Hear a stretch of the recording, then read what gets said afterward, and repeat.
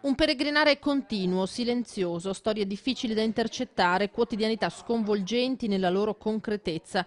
3 i veneti in queste ore già in Svizzera o pronti a raggiungerla per porre fine a un'esistenza di malattia e dolore, a una non vita. Anche una trevigiana di 67 anni, una bellunese e un veneziano, Gianni Trez, che di anni ne aveva 64 e si è spento questa mattina. Consumato dal tumore, poco lontano da Zurigo, la clinica a cui si rivolge chi, come DJ Fabo, morto ieri, rivendica il diritto a una morte dignitosa e senza sofferenze. Quella che ha chiesto, ormai arrivato alla fine, Dino Bettamin, il 70enne macellaio di Montebelluna malato di SLA che 2 settimane fa ha chiesto la sedazione profonda per aspettare la morte dormendo e la moglie aveva detto: Spero che questa scelta che ha fatto lui sia un continuamento anche per altre persone.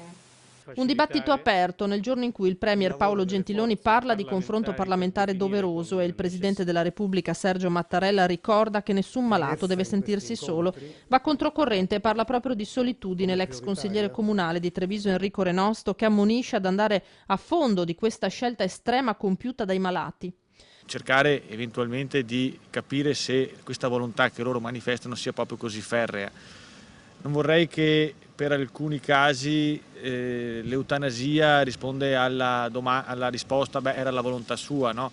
E che questa volontà serva anche a lavare un po' le coscienze di chi magari non ha fatto tutto il possibile. Ma c'è chi taccia di inciviltà un paese che costringe un malato a emigrare per morire pagando dai 10 ai 15.000 euro. Per Zeno Giuliato, figura storica della sinistra trevigiana, i tempi sono maturi per svoltare. In questa fase dove c'è un Papa che è un Papa dialogante, che vuole i ponti, vuole l'incontro e così via, è possibile tra laici e cattolici affrontare questo problema della fine, l'ultimo termine della vita affrontato nel rispetto dell'uomo, della persona umana.